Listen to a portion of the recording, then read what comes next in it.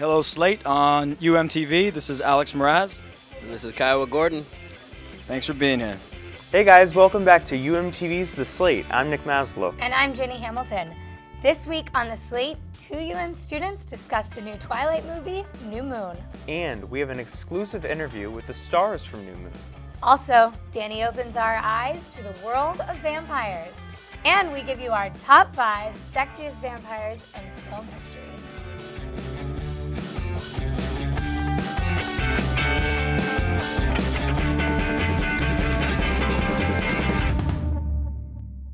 We've got a lot to go over, so let's get right down to the movie news. Bad luck for Terminator Salvation director Mick G.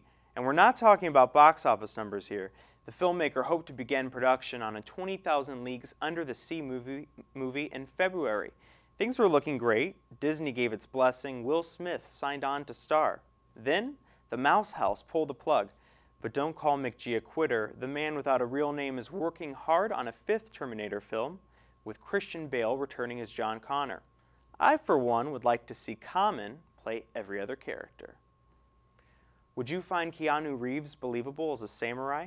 Universal Pictures is betting on it, signing off on his casting in 47 Ronin. Carl Rinch is set to direct the action-packed picture in the near future. He's such an unknown that we couldn't even find a graphic for the guy. Chris Morgan, writer of Fast and Furious and Wanted, is already working on the script. Reeves may have not been the actor Morgan had in mind when he signed on to write about The Vengeful Samurai, but the studio was left scrambling for a replacement after original star Ken Watanabe pulled out to work in a real movie, and replacement Pikachu, well, he died. 8-year-olds all over the world are head over heels about the upcoming Spider-Man sequel, set to hit theaters in 2011. The film looks even less bearable now that reports say the seductive superheroine Black Cat will no longer be played by Rachel McAdams. Who will take her place? Well, if you believe internet rumors, it will be the less hot Julia Stiles. We don't know why McAdams won't be donning the cat burglar ensemble, but rumor has it the studio is looking to load the cast with people who will actually make Tobey Maguire look remotely attractive. Okay, so pretend you're Oren Peli. You made a movie because you're afraid of ghosts. Steven Spielberg loved it. Hell, everyone in the world loved it. It made 10,000 times its budget. What do you do with all that cash? Peli's going to throw his new money on an Area 51 movie, creatively titled Area 51. The Paranormal Activity director hopes to have his new project out next year. Very few plot details have been released, but our writers think the last scene will involve a vengeful alien girlfriend throwing her dumb boyfriend at the camera. And now let's toss it over to Jenny. Thanks, Nick. I'm here with Luli Ortiz and Ingrid Nera, who saw the midnight showing of the new Twilight saga, New Moon. I know that this film was directed by a different director than the Twilight movie, so was there overall better dialogue and overall better quality? Definitely. I'm not a huge Twilight fan, but I saw the first one with my friends and I went to see it again with them, the New Moon.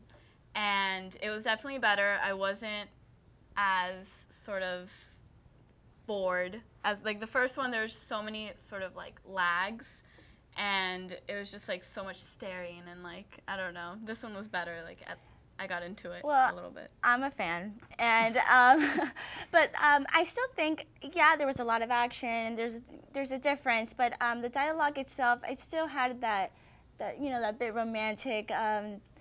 I don't know, like that.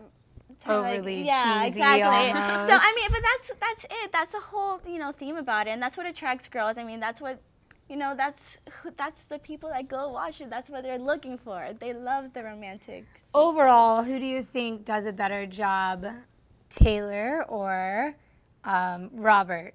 Isn't that his name? Robert Pattinson, but his name in the movie's Edward. Edward, definitely. I like Taylor, who plays Jacob. He was definitely him and his little wolf pack were just a delight to watch. And he's 17 years old. 17 years old. That's why, ladies and gentlemen, I will be a cougar, is because of the good-looking 17-year-old up there. But we're going to wrap up. Thank you, ladies. And we're going to toss it back to Nick now. This week, I had the chance to interview New Moon stars Alex Meraz and Kiowa Gordon. Let's see what they had to say about their silver screen debut and the upcoming flick. Twilight Mania is back. But don't call it deja vu. Actors Alex Meraz and Kiowa Gordon told me New Moon stands as its own film. Yeah, the production's, bit better quality, but on top of that, it's also the story that's different. In Twilight, it was all about the Cullens and Edward and Bella being together, and this, they break up. Indeed, New Moon shows Bella caught in a bad romance. Kiss me. Edward says he loves her. And my only reason to stay. But wait for the heartbreak. This is the last time you'll ever see me. How much could you mean to him if he left you here? Luckily, werewolf Jacob comes to the rescue with his wolf pack. I know what he did to you. They're about to fall in love, but hold on. The Volturi will kill him. No, Edward, no!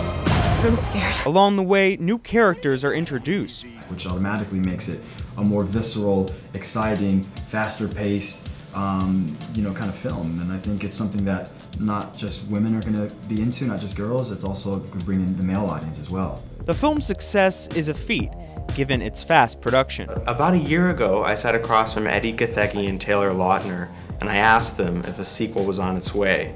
And at the time, they didn't know. But here we are, a year later, on the brink of the release of New Moon. How does it feel to be a part of a phenomenon with such great momentum? It's amazing, it really is. I mean, it's a blessing. And this franchise is just taking over the world. I mean, it's such a global sensation, and the fans are so passionate. The Wolfpack members join returning breakout star Taylor Lautner, who's packed on some beef. If you're wondering how the guys got so ripped, there's no real secret. I mean, it's steel, pain, and suffering, you know? It's been around for thousands of years. No doubt we'll be seeing more of these guys soon. The next film in the Twilight Saga is expected to hit theaters in 2010.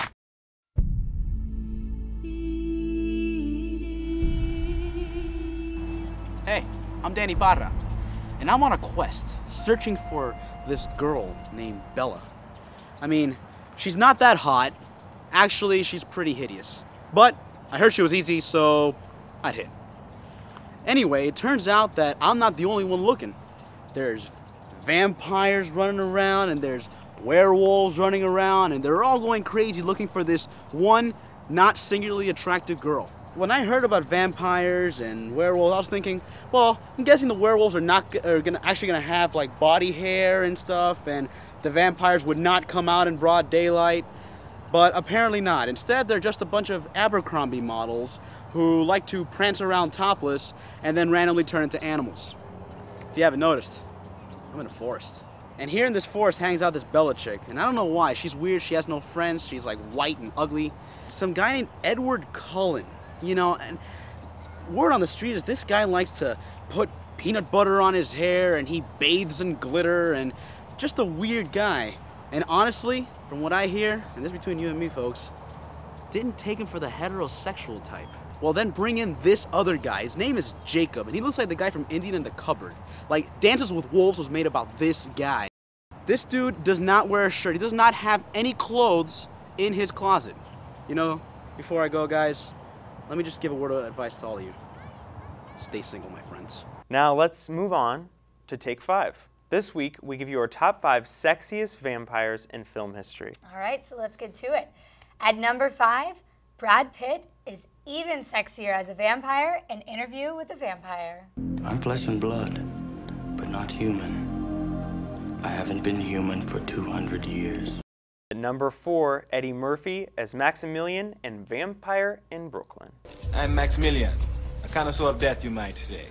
But no one seems to take pride in the art anymore. At number 3, white-haired Leslie Nielsen still has it going on in Dracula, Dead and Loving It.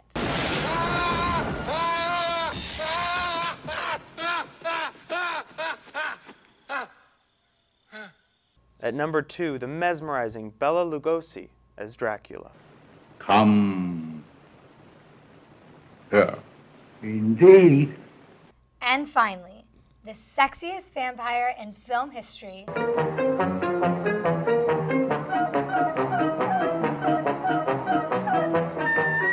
All right, guys, that's all the time we have on UMTV's The Slate.